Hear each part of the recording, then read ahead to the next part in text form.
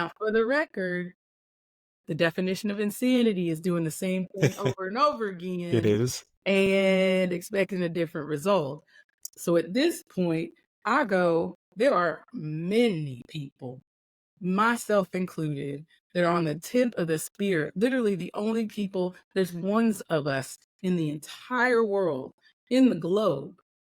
Are any of those faces being invited? No.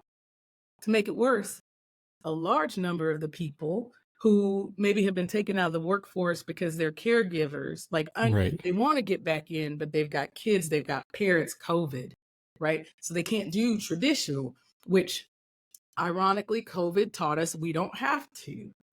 They're not being afforded the opportunity to enter back into the workforce in cybersecurity or AI jobs because why? Because we want to give it to the young people.